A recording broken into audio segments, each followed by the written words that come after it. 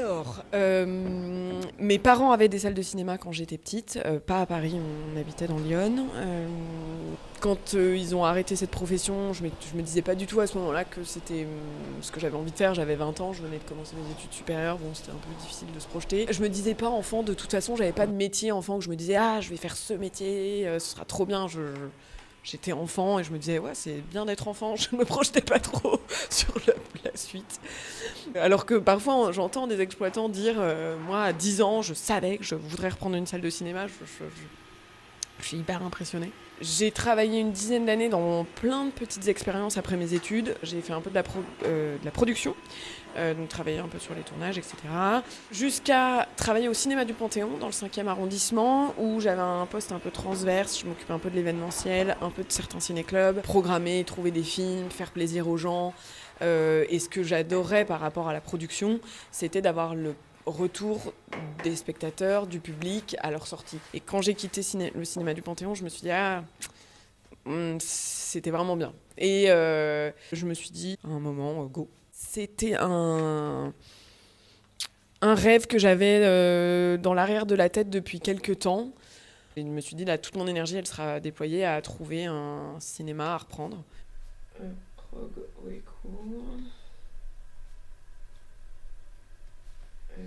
Kennedy.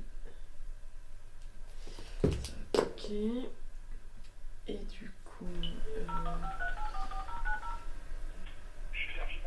Oui, bonjour monsieur, Camille, je travaille au cinéma L'Épée de Bois. Je vous appelais parce que j'ai une demande pour une programmation de La Dentelière de Claude Goretta. Je voulais savoir si vous le distribuez. Oui, c'est bon. Et donc. Juste sur ce film qu'on a restauré par Sans Bed, on a aimé. Oui, il est de combien? D'accord. 400, pardon? 200. Ah, 200. Ok, bah nous on est une petite salle, donc je vous tiens au courant. Ok, bah si jamais, mets-moi à Martine, je pourrais faire un petit geste, quoi. D'accord? D'accord, ça marche. Merci. Allez, très belle journée. Vous aussi, au revoir. C'est un très gros MG pour nous. Un vrai enjeu, c'est de se faire connaître. On en parlait, on est très nombreux, donc c'est à la fois une force et aussi un challenge. Faut que nos offres soient intéressantes, donnent envie. Il faut animer tout le temps parce qu'on a face à nous la concurrence de plateformes qui proposent des contenus super sympas, super bien. Et il faut, maintenant, je pense que le public aime bien, et ça explique aussi le succès de Gourmet P, qu'on propose un peu plus que le film. Ça fait partie aussi des enjeux, je pense, pour les cinémas indépendants, pour des salles comme l'Épée de Bois, de donner envie aux gens de venir, quoi, de se déplacer, de voir un film en salle, de partager une expérience. Après, moi, je suis vraiment convaincue que quand on vient au cinéma, quand on fait cette démarche-là, et en comparaison avec regarder un film identique chez soi, on repart du cinéma avec un souvenir beaucoup plus fort. Moi, parfois j'ai du mal à me rappeler ce que j'ai vu avant-hier à la télé, parce que c'est beaucoup plus noyé dans notre quotidien, parce qu'en fait, j'ai fait une partie de Candy Crush sur mon téléphone et j'ai fait 2-3 textos, donc c'est pas du tout la même démarche.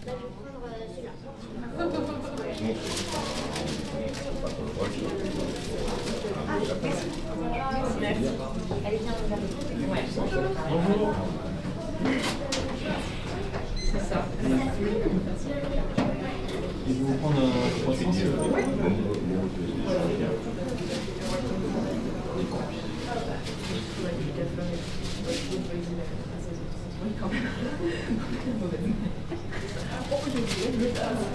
Très bien. Et donc c'est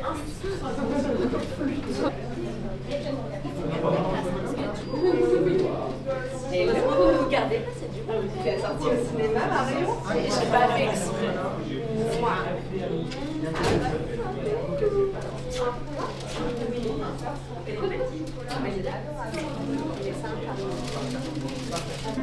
Il y a 2 personnes à qui je vais donner le ticket papier. Il nous reste 3 croissants, en tout et pour tout sur les dents. Je vais te dire le mot, donc je te laisse tout, pas de soucis. On a bien écouté. Ouais. C'est la troisième fois que je vais le voir. Ah ouais? Ah bah super. Ah oui, j'ai beaucoup aimé. Il est vraiment bien. Ah oui, puis Camille, enfin bon, il y a Ouais, tout à fait. Si ça vous intéresse, il y a un 42e rue, vous savez, sur France Musique, Oui, qui tout est à fait. dédié à Camille, qui est somptueux. Ah super. Oui, c'est une occasion Ah de bah je réécouter. l'écouterai. Et Ah bah c'est avec très intéressant. plaisir. Puis il y a son mari aussi qui a écrit des paroles. Oui, c'est ça. Enfin, elle lâche la musique. Ah ouais, tout à fait, il travaille beaucoup. Bah je l'écouterai. Super. Oui, c'est Vous très faites bien de intéressant. me le dire. C'est quelque Salle chose. 2 en bas à droite. À droite. Voilà. Merci. Merci à vous.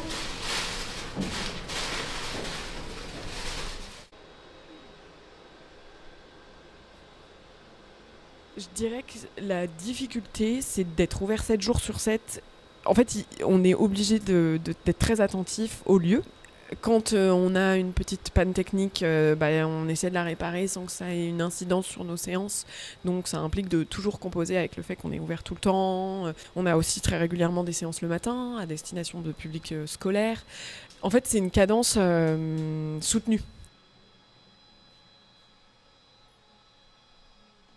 J'en parlais aussi avec des amis restaurateurs. C'est que depuis, je pense, le Covid, ils ont beaucoup moins le deuxième ou ce qu'on appelait un peu troisième service, après le théâtre, après le cinéma. Celui où on va dîner à 22h, c'est vraiment raréfié. Et j'aime bien l'idée de se dire, je n'arbitre pas entre ma sortie ciné et ma sortie resto. Et je fais un peu les deux. Ou alors, je vais pas manger un truc pas top avant d'aller au ciné. Enfin, voilà. Très souvent, on a un film en tête et on travaille après avec des artisans, des chefs de la rue Mouffetard. C'est vrai qu'on est particulièrement riche en offres gastronomiques dans le quartier. On a par chance toujours eu des gens dans le quartier qui étaient prêts, que ça collait, l'aile ou la cuisse, ce gare, le volailler qui est juste en face, c'était vraiment genre... C'est trop marrant, mais pile poil. Je pense qu'on a un beau public de gourmands aussi, vraiment. Mais ce que je comprends complètement. Voilà, ça s'organise un peu comme ça, mais c'est pas mal de boulot, vraiment, de faire les menus, la communication aussi qui accompagne ce ciné-club. C'est un ciné-club sur lequel on a beaucoup de questions aussi, beaucoup de sollicitations de notre public. Parce qu'on me demande souvent pourquoi vous ne le faites pas une fois par semaine. Parce que c'est pas simple, c'est pas mal de travail. Donner vie aux recettes de la nouvelle pour le film. Il a accompagné Stéphane Audran tous les jours sur le tournage. Il lui a montré la gestuelle des chefs, de la cuisine et vous allez voir, c'est parlant. On voit l'amour de l'art culinaire et aussi comment par l'art culinaire on dit aux gens qu'on veut les aimer, qu'on les aime. Je laisse place au film. Rapidement, la prochaine date, dernier lundi de février, c'est le 24. Oui, 24. On part à des milliers de kilomètres du Danemark, on part à Taïwan, avec salé sucré d'Angli et des encas taïwanais. Bon film. Merci.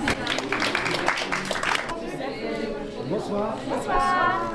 Alors, premièrement, Venir dans un cinéma indépendant, c'est déjà un peu participer à l'histoire de Paris, je trouve. C'est quelque chose qui est unique au monde. Vraiment, ce maillage de cinéma aussi dense, avec une identité aussi propre, c'est unique au monde. Il y a ça dans aucune autre ville.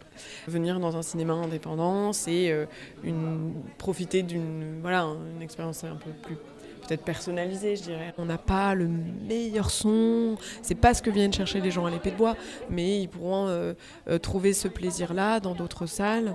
Et en revanche, ils pourront trouver à l'Épée de Bois des animations qu'ils ne trouveront pas à l'UGC. On se complète. Sinon, l'autre colle fonctionne aussi si besoin. Voilà, celle-là, elle est vraiment pour les pistes. Et cette colle-là, elle est plus pour les petits ronds comme ça. Vous avez les boutons de manchette aussi ici. Je vais vous chercher des crayons de papier. Donc là, on met le bourrelet là. Je le place et là, voilà. Alors, attendez, il y a un petit sens. Voilà, pour pas se faire mal aux doigts, ça va être plus agréable là. Voilà. Donc ça se cale et on appuie bien. Ah ouais, le thème de votre club, c'est la mode. Et on voulait fabriquer des accessoires un peu mode. Des accessoires liés à l'habillement. Et donc c'est comme ça qu'on a eu l'idée de faire broche, pince. On s'est même dit, c'est vraiment pour les collèges à beau, mais c'est un peu compliqué.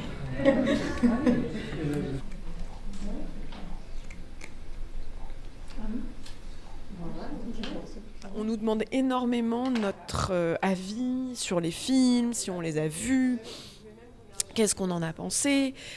C'est un plaisir de parler de films avec notre public.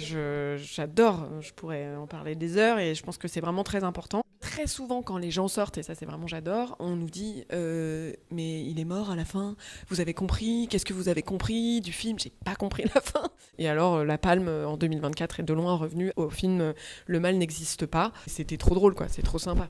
Vous êtes entendu sur France Inter un petit peu. Ça prouve que vous me connaissez bien. Parce qu'il y a tous les gens qui me connaissent bien, qui me voient sur le petit. Alors mon rêve le plus fou là, c'est une grande salle. J'aimerais bien une salle de 120 places. 120 places. Où je pousse le concept food et cinéma plus loin. Toujours cosy, ce côté food mais à la française, des super produits bien sourcés, mais qui sont aussi dans une logique de je vais le consommer dans une salle de cinéma. J'ai envie de faire un truc qui fonctionne justement, où il n'y a pas de nuisance non plus pour ceux qui ne veulent pas manger.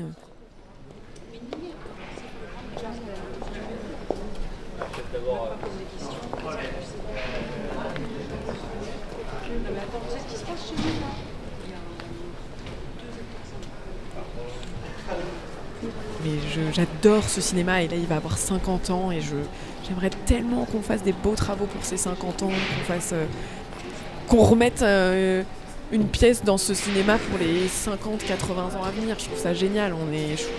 Je sais plus la combienième exploitante je suis à m'occuper de l'épée de bois, mais peut-être au moins 6-7e personne.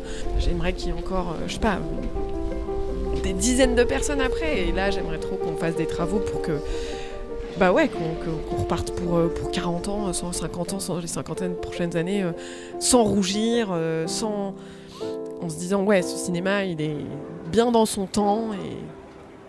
Ah ouais, non, j'ai des rêves pour l'épée de bois, j'en ai plein.